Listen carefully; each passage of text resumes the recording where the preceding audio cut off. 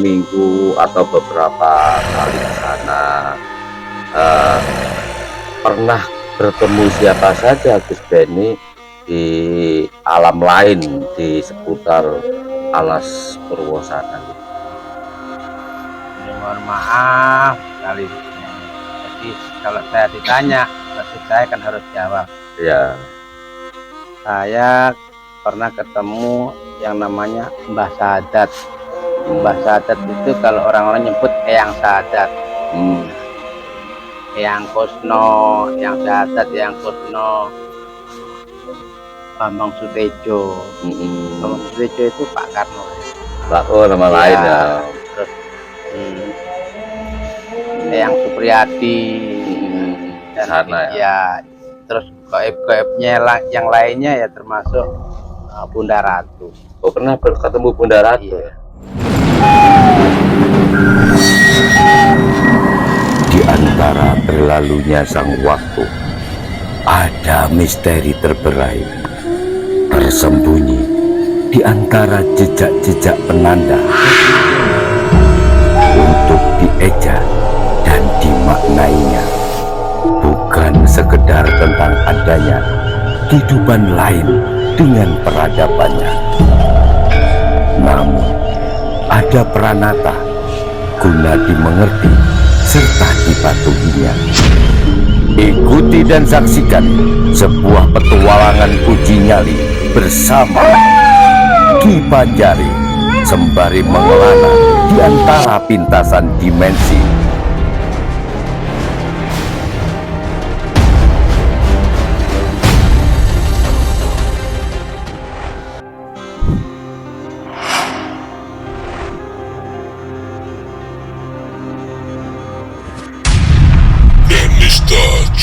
Danista Channel. Assalamualaikum warahmatullahi wabarakatuh.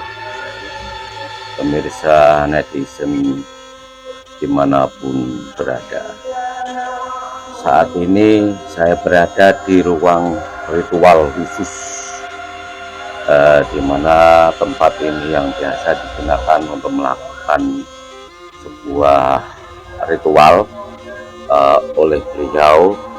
Nah, beliau ini yang saat ini sedang aktif untuk nguri-nguri warisan budaya leluhur.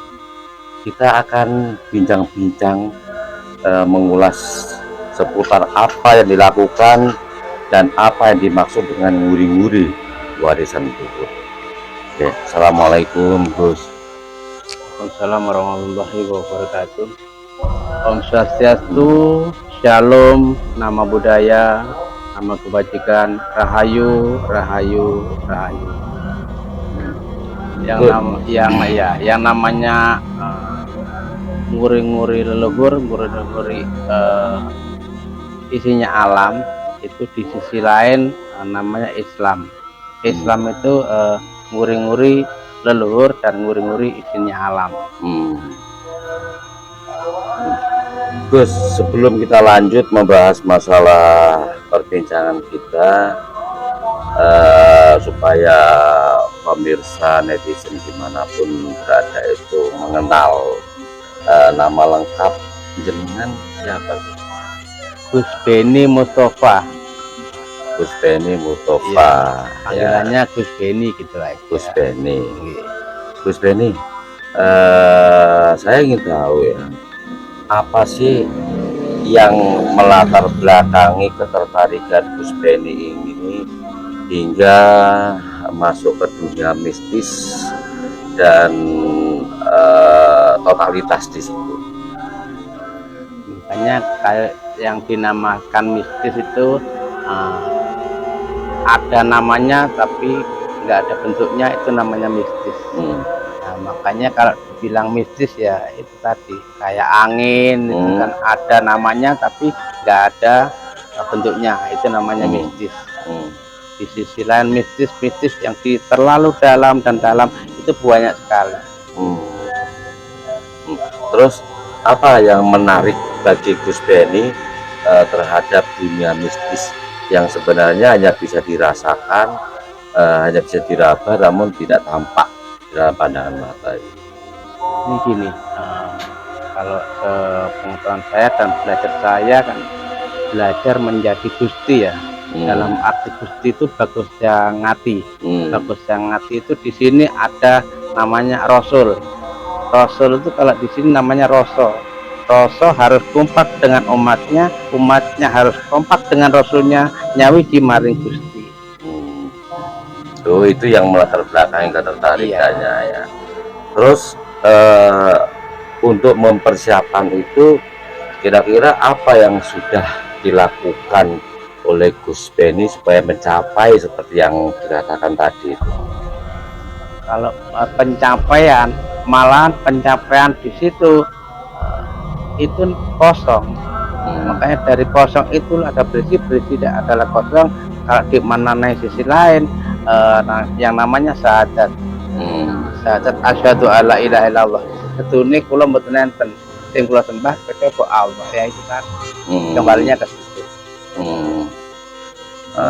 Terus sejauh ini yang biasa digunakan tempat pencarian, biasanya kan ada usaha untuk mencari jati diri ya, atau keutuhan dari diri tadi itu. Kira-kira tempat mana saja yang dianggap sakral dan dijadikan tempat untuk melakukan ritual-ritual itu? Ya, ini kalau saya pribadi biasanya ya di Alas Purwo. Di Alas Purwo kan juga macam-macam banyak tempat yang di sana. Ya kayak di Gua Istana, di Gua Karno, Gua Kaji. Dan di sisi lain tempat juga ada yang namanya Antaboga.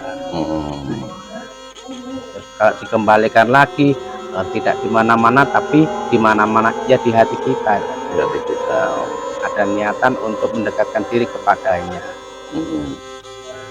Terus selama mengadakan ritual di tempat-tempat sakral tersebut, kira-kira apa yang sudah didapat oleh Gus Beni sendiri? Yang didapat yang namanya hening ya ademe ati itu tadi. Jadi adem itu dalam arti adem itu semuanya dingin. Nafsunya juga dikurangi, terus tingkah laku dan perilakunya juga diarahkan yang positif, itu namanya adem. Terus selama ini setelah pencapaian jelas banyak ya yang sudah didapat ya. Tentu biasanya kan banyak orang-orang yang datang ke sini minta tolong sesuai dengan kemampuan yang dimiliki oleh Gus Beni. Biasanya yang dimintai tolong ke sini, datang ke sini ini minta tolong seperti apa biasanya? Namanya globalisasi kehidupan ya, ada yang usaha macet, ada yang istrinya sudah meninggalkannya, ada yang usaha-usaha kayak pertokoan, kayak ada lagi yang jual beli tanah tidak laku-laku, itu ada. Oh gitu ya. Biasanya orang dari mana saja yang datang ke sini minta tolong tersebut? Kalau di sini ngapunten, bukannya pamer, bukannya sombong, tapi ya yang dari yang sering ke sini ya Bali, Surabaya, Malang, dan juga ada yang Mojokerto, itu juga sering ke sini. Dan lagi kemarin juga ada tamu dari Jambi. Jambi, ya. Sumatera. Tujuannya ke sini apa? Satu, silaturahmi. Kedua ya inginnya itu gimana sih rasanya mendekatkan diri kepadanya, itu juga belajar. Oh gitu, tawarruf berarti ya. Biasanya ketika mereka datang ke sini minta tolong itu ucapan apa yang diinginkan atau disampaikan ke Gus Beni biasanya? Ya kalau diucapkan ya pertama kali apa sih dia niatnya ke sini, ya itu yang disampaikan. Nanti dirituali ya, ada cok bakalnya, ada namanya ritual itu kan ada istilahnya kayak iki lo syariate gitu ya. Jadi mencapai ke sana ada syariat-syariat yang perlu diselesaikan itu.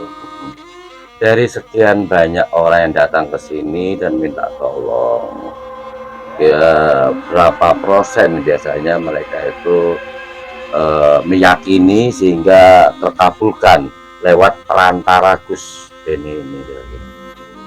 Alhamdulillah yang saya jalani itu namanya kita itu ini ada tubuh saya yang namanya pemburu doa dalam mistis ya. Nah, makanya saya biasanya mendoakan orang-orang tamu-tamu saya untuk mencapai tujuannya itu tadi.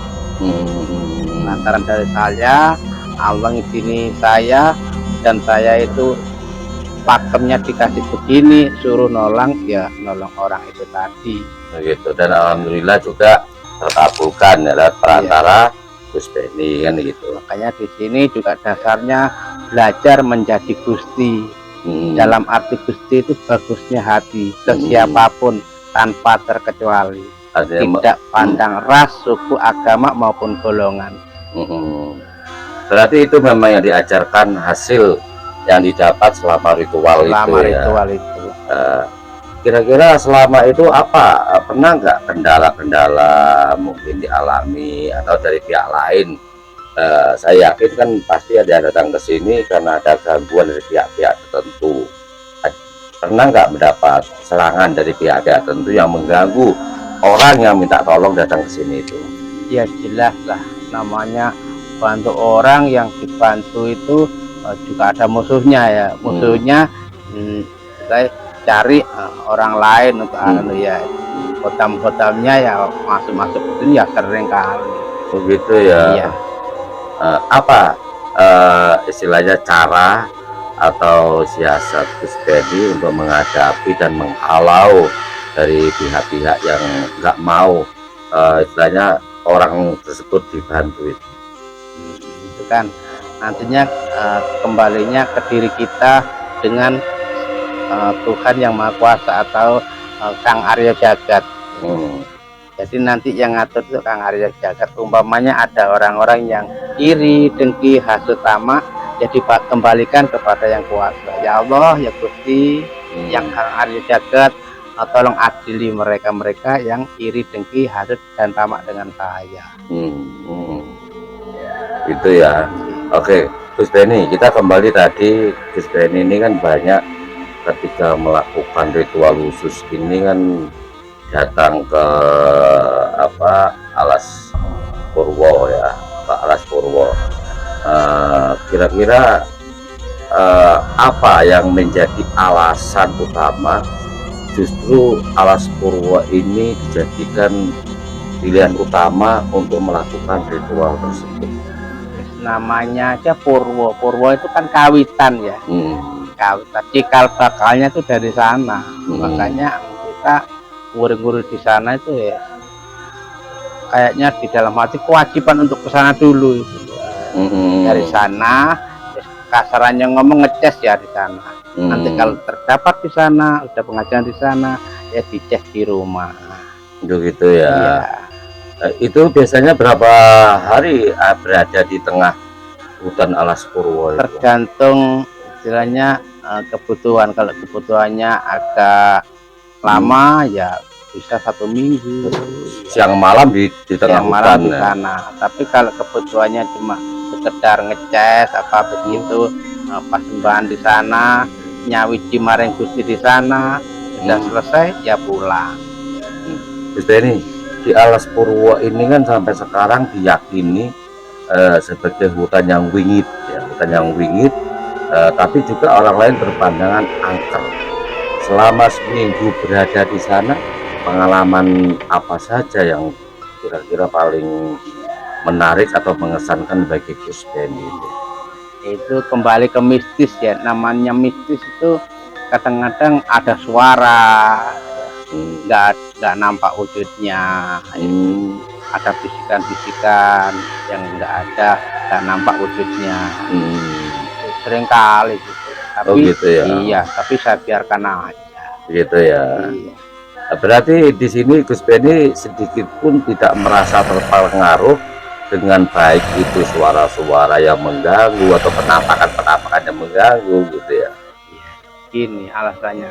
Saya umpamanya mau ke kota si A, kota si A itu kan banyak rintangan, banyak halangan atau banyak yang jualan nasi, yang ada tukang becak, ya dilalui aja. Yang penting tujuannya itu nyampe gitu. Gitu ya. Iya. Oke. Terus ini mungkin ada apa, pernah nggak sekiranya menemukan atau dikasih pusaka tertentu oleh penghuni di Alas Purwo sana mungkin? Kalau dikasih saya agak sering sih, tapi kalau umpamanya penarian saya tidak pernah. Pernah ya? Ya, karena kalau penarian itu pun juga alam ya, yang punya alam. Kita tariin terus sehingga alam marah, alam murka, nanti bukan alamnya yang jadi apa ya, jadi membenci kita yang membenci alamnya itu tadi gitu. Jadi bisa menjauh dengan alam. Makanya ada yang namanya ibu bobo. Ibu yang pertama kali yang melahirkan kita, ibu yang kedua ini ibu alam semesta gitu. Ibu yang ketiga jarang sekali dikupas, itu ibu Hawa. Hawa itu apa? Hawa nafsu kita. Makanya di sini ada kaitannya perang jihad fisabilillah, perang melawan hawa nafsu kita itu. Yang utama ya. Iya, yang utama. Nanti kalau kita nyelonong aja di ibu hawanya tidak dihormati, ya nanti kita yang celaka. Iya. Gus Beni, tadi kan berarti kan di sini kan menghindari hal-hal yang berhubungan dengan memaksa pusaka berupa penarikan. Iya. Tapi justru lebih menerima kalau memang dikasih. Kalau bahasa Jawa biasanya menyebut keparingan. Biasanya berupa apa saja yang dikasih? Ini kebetulan ada. Ini dulu nggak ada garanya, nggak ada, cuma ini aja. Semar ya, semar mesem ya. Semar mesem, osiaji, dan bolong. Ya, yang lobang itu ya. Ini terima kasih banyak sama alamnya ya. Sudah mempercayai saya untuk merawat pusaka osiaji yang berbentuk semar. Berarti memang Gus Beni terpilih untuk menerima ini berarti kan gitu. Satu menerima, kedua juga menjaga. Ini kan juga pusaka leluhur ya. Pusaka leluhur harusnya kita hormati, kita hargai. Bukannya kita mempercaya ini untuk ini, enggak. Ini kan mediasi untuk mencapai mahabbah. Mahabbah. Lebih cenderung ke mahabbah. Selain ini banyak juga ya yang berupa pemberian atau keparingan tadi itu ya. Iya, dan itu pun juga saya kasihkan orang juga. Oh gitu. Gus, ini ada yang menarik Gus. Ini kalau saya lihat di sini kan ada gambar Nyi Roro Kidul, penguasa pantai selatan ya. Dan banyak macam-macam barang-barang mistis tentunya, termasuk ini apa ini? Ini kepalanya banteng ini ya. Kepala banteng. Iya. Oh gitu. Terus tadi bicara keparingan, bicara pusaka didapat. Selama seminggu atau beberapa kali ke sana, pernah bertemu siapa saja Gus Beni di alam lain di seputar Alas Purwo sana gitu? Ini mohon maaf sekali. Jadi kalau saya ditanya, berarti saya kan harus jawab. Ya. Saya pernah ketemu yang namanya Mbah Sadat. Mbah Sadat itu kalau orang-orang nyebut Eyang Sadat. Eyang Kusno, Eyang Sadat, Eyang Kusno. Bambang Sutejo. Bambang Sutejo itu Pak Karno ya. Pak, oh nama lain ya. Terus Eyang Supriyadi dan Sana, ya. Terus goib-goibnya yang lainnya ya termasuk Bunda Ratu. Oh, pernah ketemu Bunda Ratu? Iya. Saat ketemu Bunda Ratu biasanya di mana itu? Itu waktu di Gua Istana yang di dalam. Jadi Gua Istana yang pertama kali ada yang masuk lagi di situ itu. Pernah nggak ketika ketemu beliau Bunda Ratu Nyi Kidul itu ada semacam interaksi atau komunikasi, kira-kira apa yang disampaikan oleh beliau atau pesan-pesan buat jenengan kira-kira? Kalau pesannya buat saya ya itu tadi sama kayak Sabdo Palon. Sabdo Palon itu simpel sekali. Besok rejo-rejone jaman, bejo bejane wong kang eling lan waspada. Eling lan waspada artinya apa? Eling maring Gustine, waspada dengan keadaannya. Nah, punten sekarang keadaannya sudah kayak gini kan. Ya kita juga harus waspada. Wah, oke. Tadi juga disebutkan jenengan sempat ketemu dengan beberapa leluhur ya, diantaranya Hyang Sahadat, Bambang Sutejo atau nama lain dari Bung Karno ya, kemudian Hyang Supriyadi. Apakah memang di Alas Purwo ini ada tempat khusus, tempat berkumpulnya para leluhur, Gus? Iya, makanya kan orang-orang dulu ya, sesepuh dulu atau leluhur dulu itu sampai direwangi bahasa Jawanya itu mukso. Innalillahi rajiun wa inna ilaihi rajiun. Asale saka pangeran balik marang pangeran. Itu jiwa dan raganya. Secara bersama-sama ya. Iya. Mukso itu berarti kan meninggalkan kehidupan duniawi ya. Duniawi di kehidupan yang lain. Dalam keadaan utuh. Dalam keadaan utuh. Rogo dan jiwa dan begitu. raganya. Oke. Mungkin ada pesan dari Gus Beni terutama kepada para pelaku ritual ketika masuk ke Alas Purwo, kira-kira pesan apa saja, mungkin perlunya unggah-ungguh dan lain sebagainya mungkin. Ya, kalau di bahasa Jawa ya amit, bahasa Bali tabi-tabi, nyuwun sewu. Nah itu memang harus diucapkan. Karena apa? Karena goibnya kita juga tidak tahu. Jadi di alam goib di sana kan juga ketemu dengan alam goib ya. Jadi dua dunia dijadikan satu, itu loh yang membuat kita nantinya harus jaga-jaga betul. Oh gitu ya. Iya. Baiklah pemirsa netizen dimanapun berada, itu tadi bincang-bincang sekilas pengalaman beliau Gus Beni selama menerjuni dan menemukan dunianya yang berhubungan dengan dunia mistis. Begitupun dengan bagaimana pengalamannya ketika berada di Alas Purwo. Ternyata begitu pentingnya kita untuk nguri-nguri warisan para leluhur, begitu Gus ya. Mudah-mudahan perbincangan sederhana kami bermanfaat dan memberikan hikmah tersendiri. Percaya tidak percaya, kita kembali kepada pribadi masing-masing. Terima kasih. Wassalamualaikum warahmatullahi wabarakatuh.